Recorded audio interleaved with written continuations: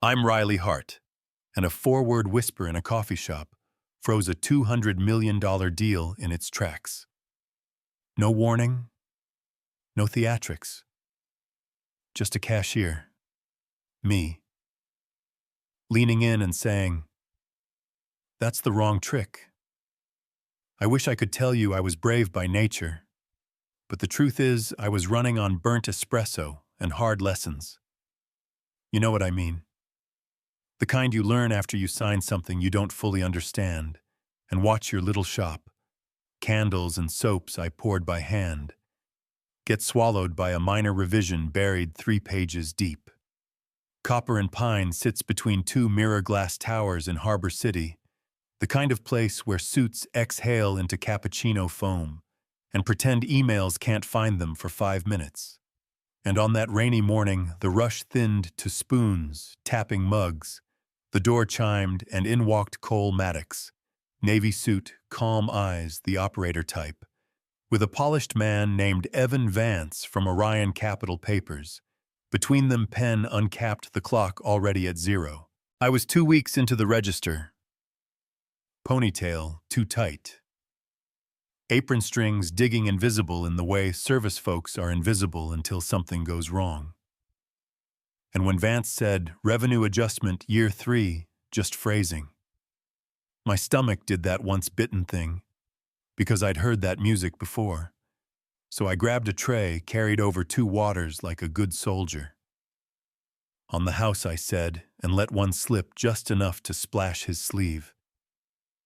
Restroom is straight back, all apology and napkins, while my pulse broke the sound barrier.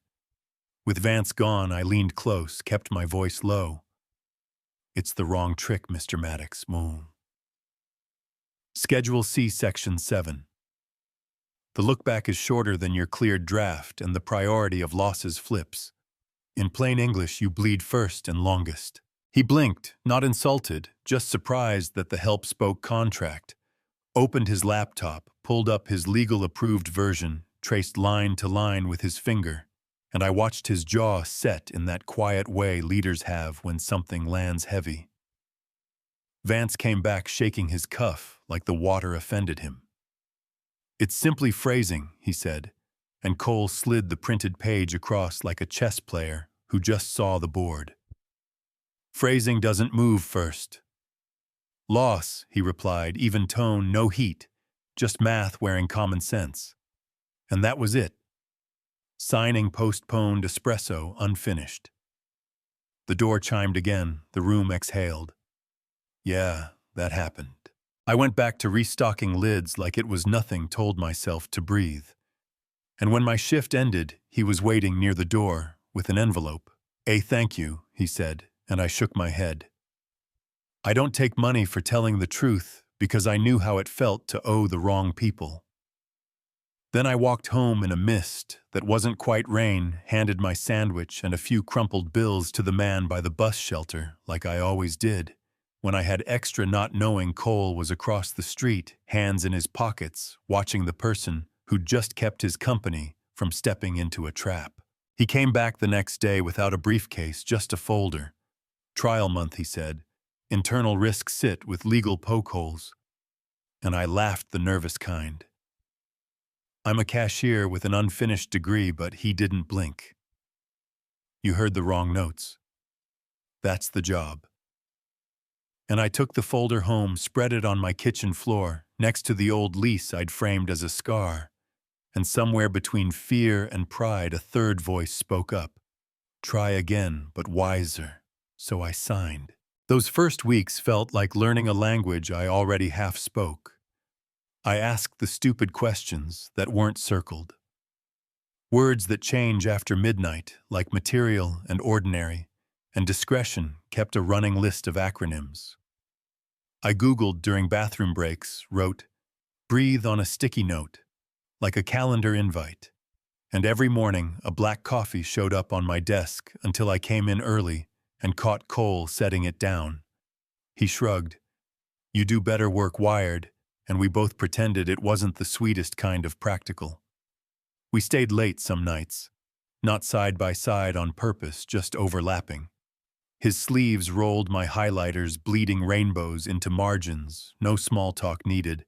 And when thunder pushed hard on the windows, he texted the garage code so I wouldn't walk in the storm. Small things. Steady things, the kind that add up. Then the internet smelled a story and did what it does. A gossip site ran a grainy photo of me outside the building with a headline like, "From Register to Executive Floor." "What's her real blend?" comments filled in the rest. Favoritism, office romance, all the lazy narratives people reach for when a woman jumps the line they think she's supposed to stand in. My mom called scared, my inbox curdled, and I printed a resignation letter because I wasn't going to be his liability. I walked it to his office, said the words I'd rehearsed, and he didn't even glance at the envelope. Pushed it back with 2 fingers, and that quiet look again. "You're the reason I still have a company," he said, and I fired back that I didn't want him burning political capital on me, and he gave this tiny, almost smile. "Then consider it an investment with excellent return," and that afternoon, he walked onto a makeshift podium with no notes and said into a forest of cameras, "A junior contractor saved us from a predatory clause. We're not embarrassed by merit just because it didn't arrive how you expected." And when someone asked about us personally, he didn't break eye contact. No, there's professional respect born from competence. If that surprises you when it wears an apron, interrogate that. You could feel the room lean like a crowd, realizing they'd been looking at the wrong thing. And by sundown, people were reading Section 7 instead of my lipstick. The narrative shifted, the comments got quieter, truth muscled back in. 3 days later, the clinic called my mom. Balance cleared, follow-ups paid. The receipt line read, "From a believer." And a week after that, my neighbor's kid, Jaden, got a small community scholarship signed. For the student who keeps showing up, and maybe you think those details are flowers on a story, but to me they're a ledger. Small credits against a world that takes too much. Cole never claimed them, he didn't need to. The point wasn't credit, the point was care. Work settled. Contracts, reviews, those little wins that keep a big ship pointed right. We kept it professional by the book, but anyone with eyes could see something had shifted in the quiet spaces. The extra beat, his gaze lingered when I walked into a meeting. The way I saved him a seat nobody else knew he liked. And one night in the boardroom, with the city throwing silver across the table, he stood by the window and sighed. "I'm not good at this." Talking about what I feel, then turned and said he'd started caring the moment I refused his envelope. And I didn't rush to label anything, because we weren't teenagers. We were 2 people who had been humbled by the wrong paperwork. And whatever this was, it deserved respect instead of speed. It rained hard a week later, the kind that makes the streets shine. And when I said I'd call a car, he already had his keys, drove me home in a silence that wasn't empty. I fell asleep mid-block, woke under his jacket at the curb, pretended we didn't notice. "Thanks for the ride," I whispered. "Any time," he said, and if you heard it, you'd know he meant the old-fashioned version of that word. Not a promise, a character. 1 year later, my door reads Director of Risk Oversight in modest letters because I picked the smallest font on purpose, and on my wall hangs a single page, the old Section 7 draft with my red pen in the margin. At the bottom, in Cole's neat handwriting, it says, "She saved $200 million and a little more than that." People call it romantic, I call it accurate. Mom volunteers at the clinic on Tuesdays, now the day Payne used to own her calendar. Jaden swings by with wiring projects and jokes that actually land. And every morning I still find a black coffee on my desk. And yeah, I know who said it there. And no, I don't need to say it out loud to know what it means. Here's the part I want you to hear if you've ever been overlooked at a counter or a conference table. A sentence saved a company, but a person saved that sentence. Clauses don't catch themselves.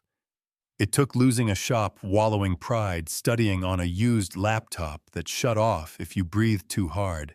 and the audacity to spill water on a man who'd never been told no by anyone who took his coat, and it took a boss willing to say, "We almost signed the wrong page," and that humility is not a weakness in a CEO, it's a kind of strength the market can't always price. People still argue, and maybe they should. Was it fair that a cashier caught what a legal team missed? Did bias keep professionals from hearing a voice in an apron? Is it ethical for a leader to defend an employee that fiercely?